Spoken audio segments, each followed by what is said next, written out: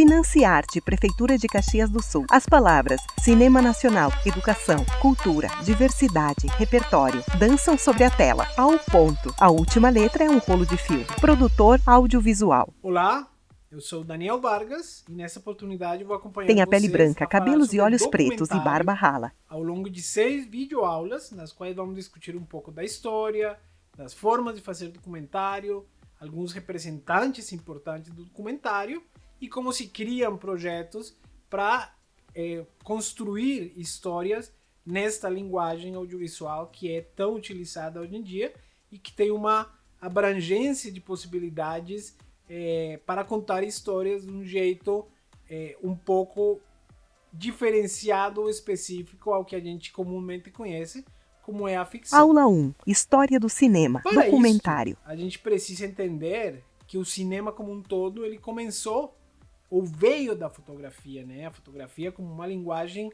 digamos, muito próxima, parente do documentário. A fotografia evoluiu ao ponto de se transformar em fotografia em movimento, né? A gente pode partir de um teórico muito conhecido como o Edward Muybridge, um cara que na Universidade de Stanford começou a experimentar com aquele famoso teste do cavalo correndo e vendo, basicamente querendo responder uma pergunta, e era se o cavalo ficava em algum momento com seus 4 patas suspensas completamente no ar. E foi assim como, a partir de dispositivos, né, ele fez 24 fotogramas, 24 fotografias ou frames, como a gente conhece, e descobriu que realmente sim, o cavalo ficava em algum momento com suas 4 patas no ar, sem saber que estava dando início à fotografia em movimento, ao que posteriormente se tornou em cinema, né?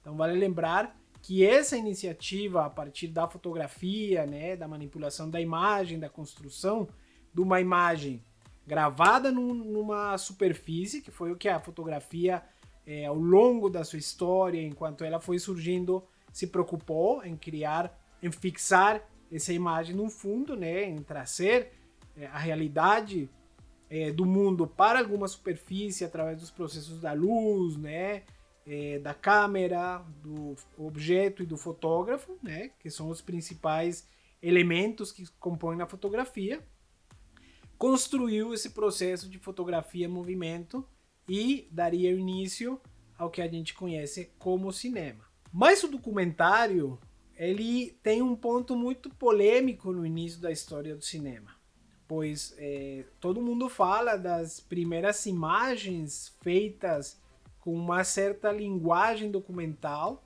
que seria a chegada do trem na estação e a saída dos funcionários da Filme fábrica, em preto e branco. como dois Trem chega à estação. referências muito importantes no início da história do cinema, pois os irmãos Lumière, eles basicamente colocaram suas câmeras para captar uma certa realidade, sem pretender talvez contar uma história ou criar um documentário ou cinema, mas esses materiais, eles marcam um ponto super importante na história do cinema, pois ao mesmo tempo que estava surgindo essa linguagem, estava dando início ao que posteriormente se tornaria uma linguagem mais próxima Filme da em realidade. preto e branco. Mulheres saem de uma fábrica. Só Ano que essas 1895. imagens, eu faço a pergunta para vocês, será que a gente já poderia chamar isso de um filme? O que vocês acham? Será que só o fato da gente colocar uma câmera, apontar e mostrar uma certa realidade acontecendo, uma situação, já seria um filme? Bom, é isso que a gente vai tentar entender e descobrir ao longo destas 6 aulas e ver se necessariamente Filme em preto e branco. uma câmera apontada para qualquer situação é realidade. Homem tenta montar num cavalo. Eu já poderia dizer para vocês que, a princípio, isso não é um documentário. O documentário tem uma série de processos que fazem com que a gente consiga construir uma história com alguma linguagem, né, com alguns elementos narrativos próprios do cinema. A gente entende que isso seria basicamente imagem de registro, né, como a câmera que está aqui à frente meu gravando.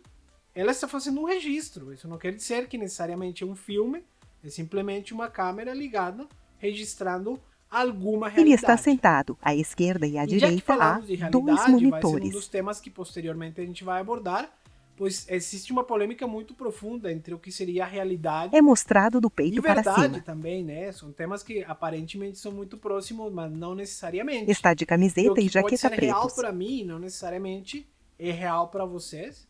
Ou, enfim, o que eu quero dizer com isso é que a realidade é muito relativa. A partir de quem está olhando para essa realidade, de que forma e que recorte está fazendo essa realidade. Por exemplo, aqui o enquadramento que está em mim, ele já tem uns recortes específicos e isso já é um filtro para uma certa realidade, né? Tem inclusive quem discorda um pouco de que documentário é o cinema do real, que vamos retratar uma realidade. Eles, inclusive, alguns teóricos falam que documentário é mais uma ficção justamente pelo fato da imagem já ser filtrada através do olhar de um cineasta, de uma pessoa na frente da câmera, da própria câmera. Todos são escolhas que vão a criar uma forma de perceber o que está na frente da câmera. Isso pode ser ficcional, pode ser documental, pode ser uma reportagem, pode ser uma fotografia também, né? Então a gente vai começar a discutir isso ao longo desses 6 capítulos. Quando falamos na história do documentário, existem 2 momentos básicos, tá? O primeiro seria o documentário clássico, onde ele começou a se distanciar um pouco da ficção, que ele acontece desde o início do cinema, ali em 1900 mais ou menos, né, na virada do século, e vai até mais ou menos 1960, mas vamos falar dessa primeira fase. Pois a gente tem alguns teóricos, alguns movimentos que são os precursores desse documentário clássico. Um dos caras mais importantes, que foi o primeiro que falou na palavra documentário como tal, é o John Grierson. Ele, vindo da Escola Britânica de Documentários e trabalhando muito com documentários como formas jornalísticas ou noticiosas de contar uma história, ele começou a se aproximar de formas narrativas que pretendiam contar alguma realidade e utilizou essa linguagem, então, de uma forma específica na busca de um tratamento criativo da realidade. Então ele falava que o documentário seria uma forma criativa de mostrar a realidade que a gente tem na nossa frente. Esse seria o primeiro conceito que a gente tem quando fala em documentário. Eu gosto muito de começar com esse conceito do tratamento criativo da realidade para entender como o cinema documental é visto, pois diferenciando o cinema documentário do cinema ficcional, ele tem uns elementos diferentes narrativos, ele se comporta de forma diferente, ele tem uma proximidade com certa realidade diferente da ficção, em que geralmente a gente já vem com elementos prontos para ser filmado, já temos um roteiro, cenas definidas, atores, uma história, e muitas vezes no documentário não. Então eu tenho que justamente tentar criativamente contar essa história, mas sem fugir dos elementos básicos dos processos audiovisuais, né, de pré-produção, produção, pós-produção, de ter um roteiro, de ter personagens, né, de ter um cenário, né, aquela relação tempo-espaço que a gente tem na ficção, também acontece no documentário, só que de uma forma criativa que olha para a realidade de forma diferente. O John Grierson, basicamente, vindo dessa escola britânica de documentários, ele falava na notícia filmada, né? Então o documentário inicialmente ele foi muito utilizado como um elemento jornalístico para contar notícias e também para retratar a história, né? Para mostrar aspectos que nunca ninguém tinha mostrado antes.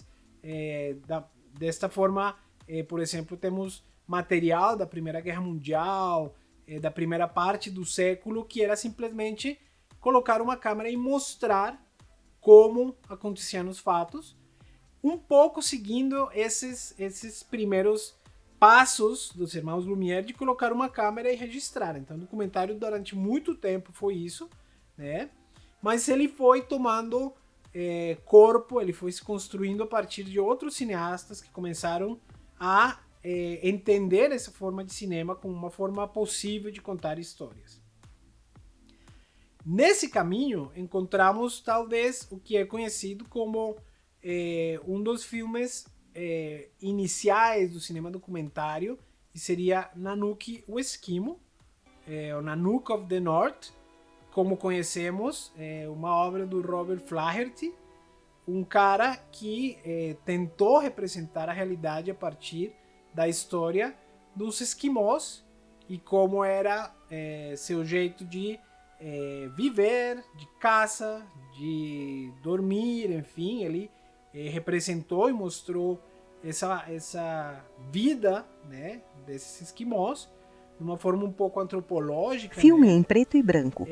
Mas embora essa seja uma referência inicial do documentário, ele deu uma grande frustrada em muitas pessoas, porque depois ficamos sabendo que ele dirigiu, que ele manipulou algumas cenas, né? Tem uma cena que os esquimós não utilizavam armas e ele colocou uma arma na mão para mostrar que eles caçavam desse jeito, então ele manipulou a realidade, mas mesmo assim, a forma em que ele abordou a história já era diferente das formas ficcionais que se tinha, né? Homem, mulher e criança esquimó, em frente a um iglu, com neve. O homem faz um pequeno animal. A criança mexe com arco e flecha. No iglu, família deitada sobre peles. Eles se acomodam e se cobrem com peles. A mulher se senta, está nua, coloca um manto de pele. O chão do iglu está coberto de neve. À direita estão duas sacolas, o que parece ser uma cabeça de um animal empalhada. A mulher tem cabelos pretos presos em duas tranças. O homem de torso nu se senta. Outro grande representante desse cinema clássico documentário é o Dziga Vertov, né, russo, né, da escola russa de início de século, que influenciou bastante muitos movimentos artísticos e culturais por sua forma específica de olhar para o mundo, né?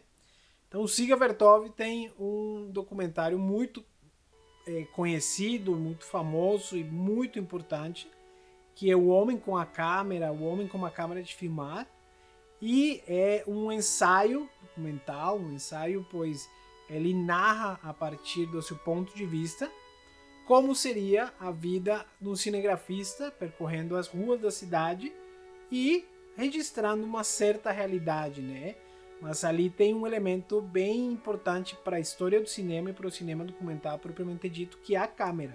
Então ele grava ele mesmo com sua câmera registrando a cidade. Filme em preto e branco de 1929. Visto de cima, um carro percorre uma rua vazia. Homem com uma câmera sobre o ombro abre uma grande porta de vidro. Sai para a rua. Embarca na carona de um carro preto conversível. Ilustração de um homem e uma mulher. Ele está com o dedo indicador em frente aos lábios. Visto do alto, o carro percorre as ruas vazias da cidade. Ao mesmo tempo que a ficção começou a adquirir e a construir sua própria forma narrativa, né? Diferença de planos, construção de personagens e narrativas próprias da ficção, o documentário também começou a se afastar um pouco da ficção e a criar sua própria linguagem, mostrando aspectos gerais do mundo, né, de lugares desconhecidos, de conflitos, de guerras, de situações particulares em diferentes lugares do planeta. E é assim que ali por 1933 a gente chega num filme também muito importante que se chama Terra Sem Pão, do Luis Buñuel, onde ele retrata de uma forma muito crua e muito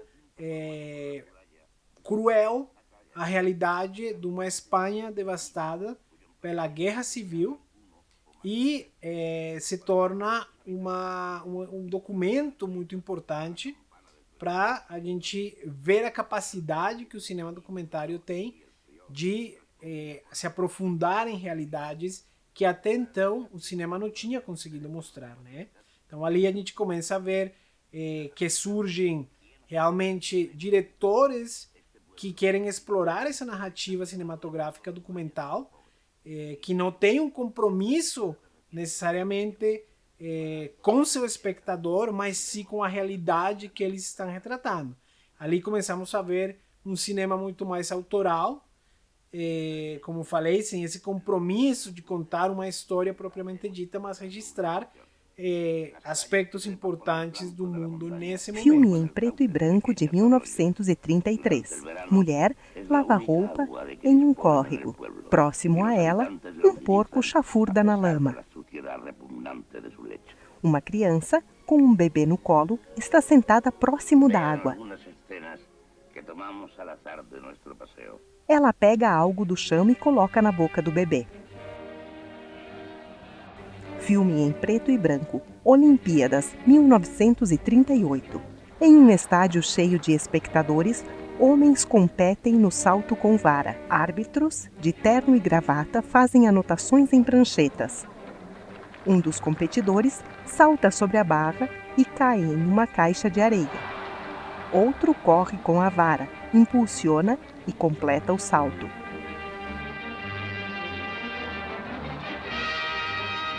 Sucessivamente, homens brancos correm com vara, impulsionam e passam sobre a barra, sem derrubá-la. Homem branco derruba a barra ao tentar saltar sobre ela. Ele lamenta a queda. Homem branco com camiseta e shorts preto corre com a vara, salta sobre a barra. Detalhe da vara ao tocar o chão antes do salto.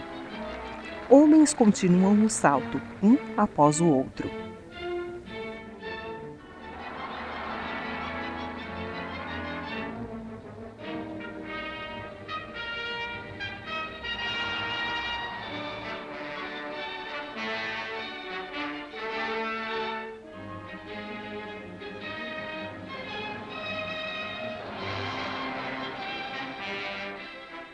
Mas todo esse material documental que estava sendo registrado, ele começou a desenvolver umas características específicas que o diferenciariam do cinema ficcional, né, que era prioritariamente feito em estúdios, com atores, com cenas construídas, né, previamente. Nessa diferença, o documentário começou a trabalhar sem atores profissionais propriamente ditos, sem um estúdio pré-criado para alguma cena, como fazia a ficção, e com ferramentas muito mais naturais, vamos dizer assim, como uma luz natural, né? A captação do áudio era feita de forma separada da câmera, mas também permitindo que entrassem áudios ambientes, né? Então eram elementos e características que permitiam que se diferenciasse muito da ficção enquanto a narrativa, pois a ideia principal era buscar não alterar muito a realidade que a gente tinha na frente. Já para uma segunda fase, a gente vai ver que entramos no documentário contemporâneo, o documentário moderno, vamos dizer assim, né? A primeira parte clássica, a segunda parte um documentário mais moderno. E o principal elemento que fez com que o documentário mudara de uma forma substancial foi o surgimento da Nagra. A Nagra foi um gravador portátil de áudio que permitia que a gente saísse dos estúdios ou de um espaço interno, né, para filmar essas realidades, para exteriores. E isso daria uma mudança muito importante no documentário, pois enquanto antes a gente dependia de estar controlando o áudio e imagem dentro de lugares fechados, agora o cinema documentário poderia ir para as ruas de uma forma muito mais livre, né? E a Nagra então permitiu que a gente conseguisse sincronizar imagem e áudio ao mesmo tempo. Isso permitiu, obviamente, que a liberdade das câmeras na mão e gravadores de áudio na mão retratassem outras realidades que não tinham sido mostradas antes e aí começa essa fase do documentário moderno. Esse surgimento da Nagra, então, mudaria substancialmente a história do documentário, pois nessa segunda metade do século XX a gente viu uma massificação de linguagens, massificação de formas de contar documentário. A gente veria basicamente o boom do documentário, né? Muitas pessoas começaram a utilizar essa forma narrativa para mostrar o mundo, e começaria a se organizar um pouco mais formas diferentes de fazer documentário. E para essa fase teríamos um dos principais teóricos que veio organizar essas propostas em modos documental, e seria um teórico que ainda nos dias de hoje está vivo, e é muito grato poder ter ele ainda discutindo sobre o documentário, e seria o Bill Nichols. Bill Nichols é uma pessoa que organizou as formas diferentes de fazer documentário, pois chegou um ponto em que era uma multiplicidade de formatos que se tinha, mas que não estavam organizados, pois a gente tem que entender que não necessariamente por eu fazer uma entrevista é documentário, não por ter uma câmera na mão é documentário, né? Então, esse Bill Nichols conseguiu criar os modos documental e assim poder segmentar um pouco essas formas. Mas, ao mesmo tempo, a gente tem uma escola muito importante que surgiu nos Estados Unidos, e seria a do cinema direto.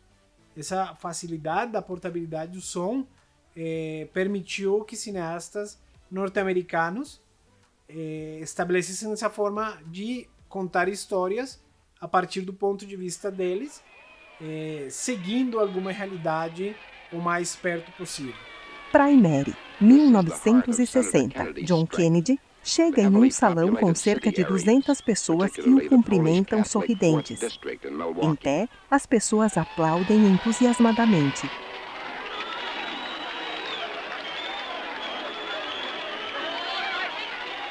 Titicut Fuli, 1967. Interior de uma cela. Homem com torso nu, de costas. Numa sala, homem interroga outro de uniforme prisional. Homens com uniforme prisional em pé numa sala. Homem nu anda de um lado para outro numa cela. E ao mesmo tempo, na Europa, a gente tinha neorrealismo italiano, que utilizava elementos ficcionais também, mas com uma linguagem muito mais real. Roma, Cidade Aberta, 1945. Meninos de casaco e boina atrás de uma cerca de arame farpados. Observam 3 homens em pé ao redor de um outro, de batina e sentado em uma cadeira. O homem está desacordado. Os meninos caminham aos pares por uma estrada de chão batido.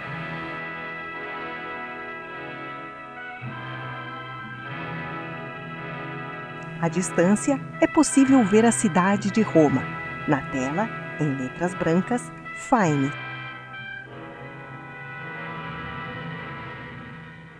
E entre outras linguagens ao longo do mundo que começaram a se apropriar da narrativa documental. A gente vê que essa construção narrativa que buscava uma aproximação com a realidade, ela não se constrói só a partir do cinema. Mas era uma necessidade da humanidade em se aproximar com realidades que o mundo trazia, né, como foram na Primeira e a Segunda Guerra Mundial. O cinema foi testemunha dessas realidades e ele quis trazer e representar o caos que a humanidade estava passando por esses momentos. Mas a gente não poderia encerrar esse primeiro momento histórico do documentário sem falar do momento atual em que a gente vive, em que a linguagem digital, a manipulação digital e novas ferramentas na web e a partir de equipamentos diversificados levaram o documentário a uma forma narrativa por excelência, em que desde novelas, reality shows, ou simples canais no YouTube permitem que qualquer um possa contar a sua história a partir do seu olhar e sua forma particular, como a gente vê nos dias de hoje. Ministrante do curso, Daniel Vargas. Captação, imagem e som, Giovanni Blanco. Edição e finalização, Lidiane Soares. Produção, Rafael Weber. Pesquisa de imagens complementares, Rafael Weber e Lidiane Soares. Acessibilidade, AD e LSE, Milena Chinay de Eix. Consultoria de AD, Felipe Mianes. Narração, Raquel Carissimi. Créditos Projeto ao Ponto. Realização e produção, Rafael Weber. Assistente de produção, Milena Restirola e Marielle Vergani. Comunicação e redes sociais, Milena Restirola. Esta é uma atividade em parceria com Navidoc. Ao Ponto, mostra de cinema em pequenas doses e grandes emoções. Realização, Peripécias Culturais. Logomarcas das plataformas parceiras. Logomarcas dos parceiros locais. Financiarte, Prefeitura de Caxias do Sul.